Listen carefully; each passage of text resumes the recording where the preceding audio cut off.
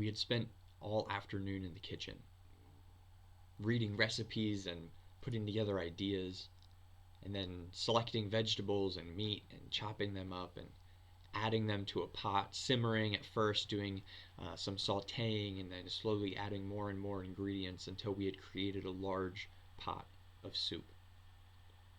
This is about 8 years ago, so some of the details are a little bit fuzzy in my mind, but there was a Saturday that Dana and I had decided to make a large pot of soup, more than the two of us would be able to eat at the time. The goal was to freeze most of it to last for a couple of months after.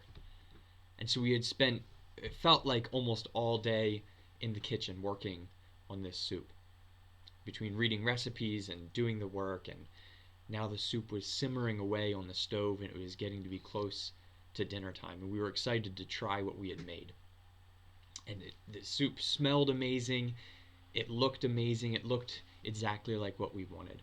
And so it came to that time to do the final taste test to check to see if all the flavors were in balance, if there were any spices that we needed to add, or any last minute slight adjustments that needed to be made. And so as we looked at this amazing soup we had made, and we smelled it, and we got a spoon excited to try it, and we take a sip of the broth and realize that it was entirely too salty. And not just like a little bit salty of like, wow, this is a really salty soup, but like overly salty to the point that you're like, I'm not sure I actually can eat this. Now, if you know much about cooking, you know that you can make a lot of mistakes when you cook, and you can fix them. There's little tricks that you can do, things you can do here or there. You add this ingredient to counteract that, or you add something else, you take something away in order to fix a mistake that's been made. But when it comes to adding salt to a dish, especially to a liquid with some solids in it, it is all but impossible to go about trying to remove that salt. And so with dinner time quickly approaching and us wanting to actually eat the fruit of our labors, we rushed to Google to find out what to do. We found ideas like adding a little bit more liquid to try to counteract, but apart from making twice as much soup, which we already had a large amount of soup to freeze and to store for later, there was really no way to add enough liquid to fix the problem. There were things like adding cream in to try to go with a different style soup, or adding vinegar to have the acid counteract the salty flavor. We tried adding potatoes into the soup, and apparently if you boil the potatoes with soup for a half hour, now pushing our dinner time back even further, it would absorb some of the salt and make the soup less salty. We got so desperate we even found one suggestion of adding peanut butter to the soup to try to counteract the flavor that we had created. As we come here near the end of the book of Matthew, the story of the good news of Jesus according to Matthew, as we come here to Matthew 27 verses 62 through 66, and we also are going to be reading a little bit from Matthew 28 verses 11 through 15, which is after the resurrection. We find that the plan of the Pharisees is coming to fruition. Their plan of getting rid of this Jesus who was agitating, who was pointing out flaws in who they were and how they were ruling the nation of Israel, and their theology and what they thought it meant to be the people of God. Their plan of getting rid of this Jesus and getting things back to the way they wanted them to be, and the way they thought was best for the nation of Israel, that plan had come to fruition. We find that Jesus had been crucified by the Roman government at the request of the Pharisees, the Sanhedrin, the religious ruling body of the nation of Israel. And so the soup is turning out the way they wanted it to, right? It's smelling like what they wanted. It's looking like what they wanted. But there's this nagging question of whether it really is going exactly the way that they'd planned or wanted it to. What we find here in these passages is that the cross unmasks evil for what it is. The cross shows evil to be the trap that it is. It shows that this plan that the religious leaders had and that they were executing and bringing about wasn't everything that they thought it was. The cross shows us the dangers of evil, of using evil methods to bring about our purposes. And it shows us that we must combat evil by living in the light. Jesus, by being faithful all the way to the very end, even when it looked like losing, unmasked the reality of evil and showed the ugly underbelly of what it truly is. We start out in Matthew 27, verse 62, by reading this. And this is right after the crucifixion has happened. Jesus has been taken off the cross by Joseph of Arimathea. He's been taken and put into this new tomb. Mary Magdalene and the other Mary are sitting there opposite the tomb. And then we read, the next day, the one after preparation day, the chief priests and the Pharisees went to Pilate. You know, sometimes we're so familiar with these stories that we glaze over certain portions, or we don't really pay attention to what is actually being said. We just hear what we always hear instead of paying attention to the words that Matthew actually uses to tell us what's taking place here. The next day, the one after preparation day, the chief priests and the Pharisees went to Pilate. It's a really cumbersome way for Matthew to say what he's saying. Why does he try to tell us what day it is? First of all, why does that matter? And why does he use this, the day after preparation day? Preparation for what? If you know the story of the crucifixion of Jesus well, you know that they rushed the crucifixion in order to have it happen before Sabbath. And they were worried about the body hanging on the cross still on Sabbath day. So Jesus was crucified on a Friday, the day of preparation, the day of preparing for the Sabbath to make sure that no work would take place, because that was extremely important to first century Jews, especially important to the priests and to the Pharisees, who believed that by actually calling the people back to the Old Testament law, to the law of Moses, that by restoring the nation to that level of perfection, by following the exact letter of the law, would usher in the kingdom of God. That was actually a fundamental disagreement between them and Jesus, was about how to care for and follow the Sabbath. And so the day of preparation was a day to make sure everything was taken care of, so that when they reached the Sabbath day, they finally actually could rest from their labors. All of their food was prepared, so they didn't even have to light a fire on the Sabbath day. All of their business things were in order, so that none of their animals or their slaves or servants had to work on the Sabbath day according to the law in the Old Testament. That's how the Sabbath was to be observed. And so the next day, the day after preparation day, on the Sabbath, the chief priests and the chief priests and the Pharisees went to Pilate. But you see, it's even more than that, because again, if you think back to the story of Jesus, to the crucifixion scene, to that night, they weren't just preparing for the Sabbath, just any normal, ordinary Sabbath. Not only were they preparing for the Sabbath, they were preparing for Passover.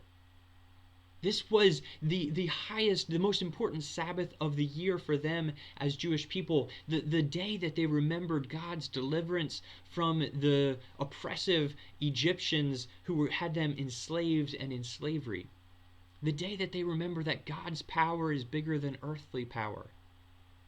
That God can rescue and take even the bitter things and turn them into sweet or good things. That was actually part of their Passover meal, was eating bitter herbs to remind themselves how the bitterness of the experience of Egypt was actually used by God for good. The day that they remember that sometimes losing as the oppressed one at the hand of the state means winning in God's economy and God's kingdom. The Passover, Sabbath, the day to remember God's power at work in the world to overcome evil with good. That day, the one after Preparation Day, the chief priests and the Pharisees went to Pilate. And going to Pilate on the Sabbath day, which remember is a day that they are supposed to be resting and allowing everybody else to rest. It was breaking the Sabbath not just if you worked, but if you required work from anyone else, from a servant or even from an animal.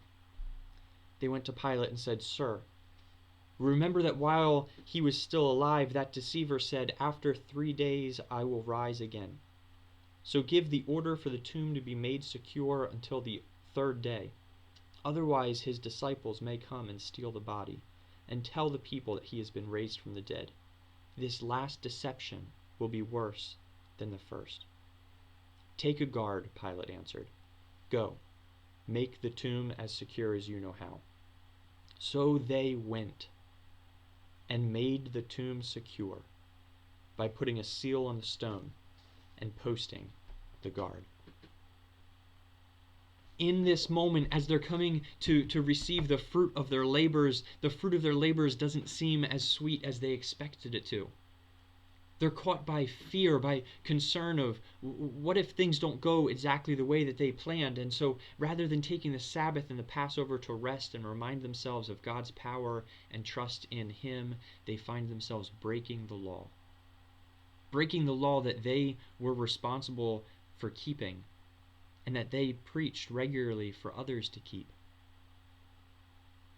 Breaking the law by going and working on the Sabbath and requiring others to work. And what we see in this is that when we get caught in the trap of evil, evil continues to grow. When we add sin on top of sin, trying to correct one sin with another sin, the sin of murdering an innocent man, in order to maintain their power and control, sin has a way of growing, of becoming bigger than what it started as. And we see this through the rest of the story as well, because we know that even though they went and they posted the guard, it wasn't the disciples who were going to come take the body. It was God Himself who set Jesus free from death, breathing new life into His body. Jesus broke out of the tomb. An angel came down. The guards were struck as if they were dead, unable to resist or do anything. And so we read in Matthew 28:11, after the resurrection happened, that while the women were on their way, some of the guards went into the city and reported to the chief priests everything that had happened. When the chief priests had met with the elders and devised a plan, they gave the soldiers a large sum of money, telling them, "You are to say his disciples came during the night and stole him away while we were asleep. If this report gets to the governor, we will satisfy him and keep you out of trouble." So the soldiers took the money and did as they were instructed. And this story has been widely circulated among the Jews to this very day. In the cross, in Jesus' crucifixion and resurrection, He unmasked evil. He showed evil for the trap that it truly is. The Pharisees and the chief priests, they had been making an alliance with Satan. They had been taking steps all through the story of Matthew. We see them doing little things that were on the verge of maybe this is right, maybe this is wrong, but it's in the gray area. But they continue to move further and further away from the gray into what is obviously wrong. They're engaging in evil in order to try to bring about the kingdom of God. That's what they truly believed they were doing. They thought they were bringing about a good end, but they were using things along the way that maybe weren't exactly the right tools to be using. But we find that after their plan is complete, after the world that they were trying to create had been created, Jesus was taken care of and was off the scene. Once again, we find them behind closed doors on that Sunday morning, that Easter Sunday morning, devising a plan to lie, a plan to bribe, a plan to deceive. Sin has a way of growing. Sometimes it starts out with just a small little thing that doesn't seem that significant, but by taking that one small little step of deceit, moving in the wrong direction, doing something we know, maybe it's not quite wrong, but we know it's also not quite right. It has a way of sending us down a vicious spiral into a trap of evil where the only way to continue is by doing more and more and more. Sin has a way of growing. And has a way of growing to the point where we are out of control.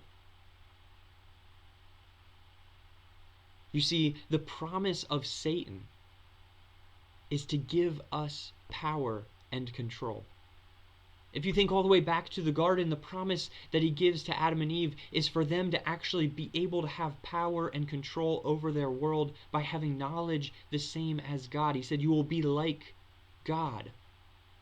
He promises them power and control, but in order to get that power and control, they have to do things in a wrong way.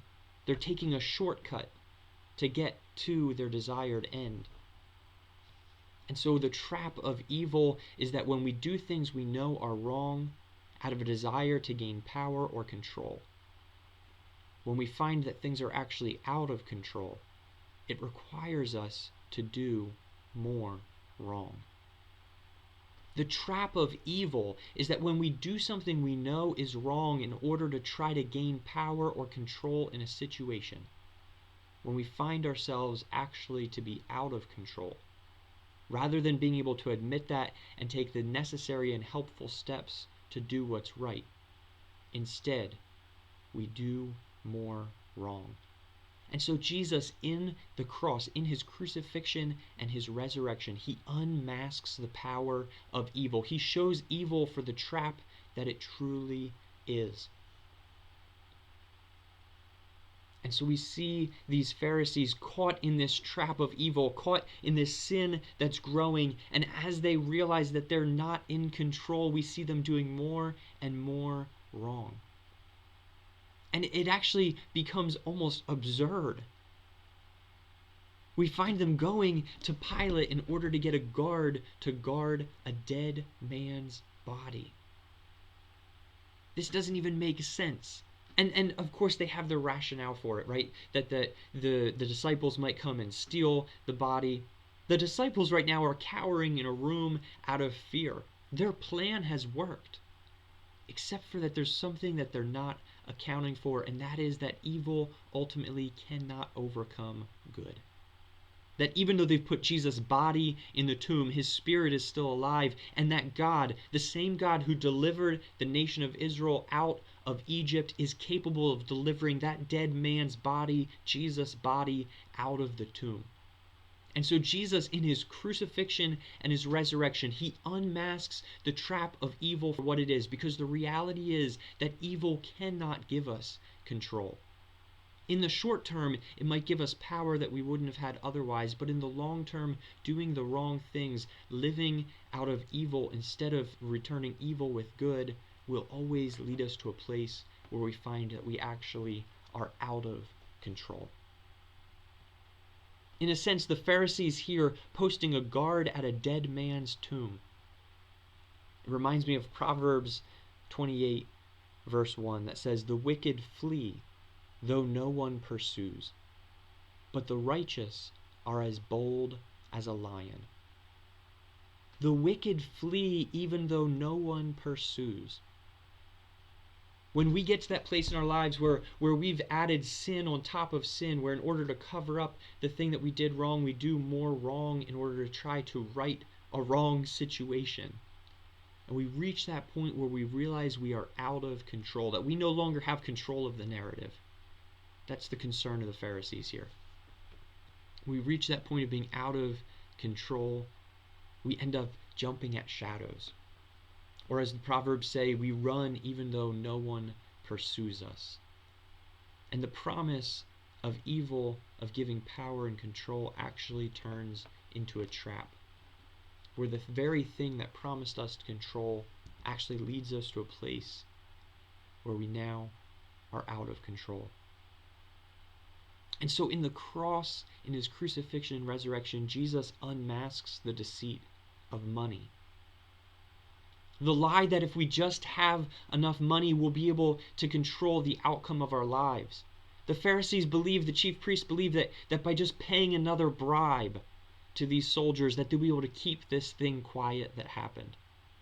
And remember, this started with the bribe. They paid Judas in order to give them Jesus. Now they're paying the soldiers in order to keep Jesus dead, even though he's alive. And we see their plot unraveling as the thing that they thought they had created falls before their very eyes. The crucifixion and the resurrection unmasks the lie that political power will bring about the kingdom of heaven here on earth. The Pharisees and the chief priests, they had built themselves an alliance with the Roman government so that even though they believed Rome was evil and was not bringing about the kingdom of God, of heaven here on earth, that they still had some sort of relationship there, that they had some power politically. And so their answer to the problem was to go to Pilate to get Pilate to do the dirty deed for them. In some way, made them feel some sort of distance from what was happening, but the cross and the resurrection unmasks the evil of political power, the deceit of political power, so that we see that it's not all that it's cracked up to be. And ultimately, the cross and the resurrection unmasks the lie, the deceit of violence. Violence is the ultimate expression of this promise of control that Satan has given to us, that at the end of the day, if we can't control anyone else, we at least can control through physical means, through even taking life. And so the Pharisees had used the ultimate method of violence by having Jesus executed, but after that, even that is not enough. Now they find themselves going and getting a guard to not only kill this man, but to guard this man's dead body, the ultimate act of violence. But the cross and the resurrection unmasks the trap of evil by showing us that violence is not the method of control that we oftentimes think that it is. That using the evil of violence, of taking another's life, doesn't bring about the good world that we envision, because violence ultimately has no power over the kingdom of heaven. They thought they had brought about the world that they wanted by killing Jesus, but what they didn't know is that God's power is greater than the power of violence. God's power is greater than the power of death itself. And so for the one who trusts in God, we have no fear of death, because God is the God even of death.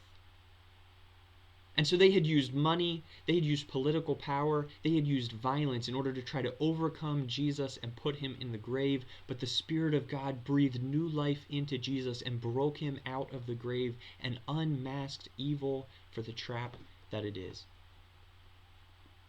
It showed how the sin for the Pharisees was growing bigger and bigger and bigger until it came to the point that they literally had become out of control and was unraveling before their very eyes. It unmasked the lie of these tools that we use, that we think give us power in our lives. Barbara Brown Taylor, a theologian, says this about this scene at the crucifixion and resurrection. Jesus was not killed by atheism and anarchy. He was brought down by law and order allied with religion, which is always a deadly mix. Beware those who claim to know the mind of God and who are prepared to use force, if necessary, to make others conform. Beware those who cannot tell God's will from their own. It points us back to a passage in Isaiah 55 that says, "Seek the Lord while he may be found. Call on him while he is near. Let the wicked forsake their ways and the unrighteous their thoughts. Let them turn to the Lord, and he will have mercy on them, and to our God, for he will freely pardon. For my thoughts are not your thoughts, neither are your ways my ways, declares the Lord." You see, all throughout this story, the Pharisees and the chief priests had a choice. They didn't have to let sin continue to grow. They didn't have to add wrong to wrong to wrong. When they reached that point of realizing they were out of control, they didn't have to go to Pilate on the Sabbath day, on the day of Passover. All along the way, they had the choice of laying down their evil ways and turning to God in faith, trusting Him to right the wrongs that were happening in the world around them. But instead, they added sin to sin. Instead, they continued to grasp for power and control through things that they knew were wrong. And ultimately, what we see is that it led to them being caught in a lie. Throughout the story of Matthew, they have been accusing Jesus of being the deceiver, of being the deceitful one, of actually working for Satan. They said it's by Beelzebub that he's driving out, the prince of demons, that he's driving out these demons. And they accused him on multiple occasions of deceit. And we see even here in Matthew 27, they say this again, where they say, otherwise his disciples may come and steal the body and tell the people that he has been raised from the dead. This last deception will be worse than the first. They were convinced, the Pharisees and the chief priests were convinced that Jesus was telling a lie. But what we find when we come to the end of the story is that they have been caught in their own lie.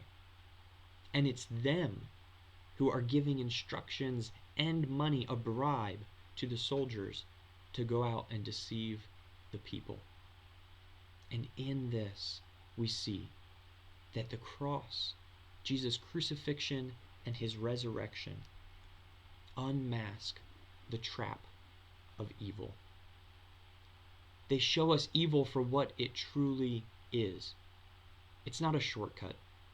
It's not a way to bring out a better end, even if we know that the thing we're doing in the moment is wrong. Evil will always catch us in a trap. Doing the wrong thing, controlling others, using violence, will always end poorly. Satan's oldest weapon is lies. He's the father of deceit. It's how he caught Adam and Eve in the garden, and it's how he continues to catch people today. I started out by telling you about a pot of soup that Dana and I were making. The soup looked good. It smelled good. It looked like everything that we had hoped and that we had tried to create, but when we went and we tasted the soup, we found out that it was too salty. And so we tried all these things. We tried boiling a potato in it. We tried adding vinegar to it. We even tried the trick of adding peanut butter. But in the end, it didn't fix the soup. Now we just had salty soup that tasted like sour peanut butter. Sometimes, you just have to throw out the pot of soup and start over. Sometimes we get into a situation where we've made a mistake, where we've done something wrong, and we think that we need to fix it, but our way of fixing it is by doing more harm rather than doing good. Sometimes when we've made a mistake, sometimes when we're caught in a lie, when we've added sin on top of sin, when we reach the place where we've realized that we're out of control, we have to turn to Jesus. We have to recognize his power here, even in the grave. We have to realize that sometimes winning looks like losing. Sometimes overcoming sin actually looks like submission. And instead of turning to our own power and strength and thinking that if we just do enough, we'll be able to overcome the sin in our lives, the sin in our hearts, the sin in whatever the situation is that we've created, instead of turning to ourselves and try to overcome it, we must turn to Jesus and allow him to cleanse us. We must humble ourselves. We must confess our sin. We have to throw out the pot of soup and start over again. Instead of taking the bad situation and trying to make it a little bit sweeter, we have to admit what we've done wrong. We have to flee from our sin, even if it means losing things in the process, so that God can change our hearts. God can start over with us, and God can truly make something beautiful out of our pain and our brokenness. The cross and the resurrection unmasks evil and shows us the trap that it truly is. And it shows us that we combat evil by living in the light. That when we've done something wrong, we can't just make little tweaks along the way to try to make a bad situation better. We have to admit what we've done wrong. We have to humble ourselves. We have to turn to Jesus and live in the light. We combat evil by living in the light. When we are overcome by sin, we must turn to Jesus. We must run to Him and trust in Him. When we are out of control, we must turn to Jesus. We must run to Him. We must trust in Him. When we are caught in a lie, we must run to Jesus. We must turn to Him and trust in Him. If as you look at the life that you are creating, the life you have created, the life you are living, if you feel caught in a lie, if you feel out of control, if you feel like sin is just multiplying, turn to Jesus. He will cleanse you, and He will give you life.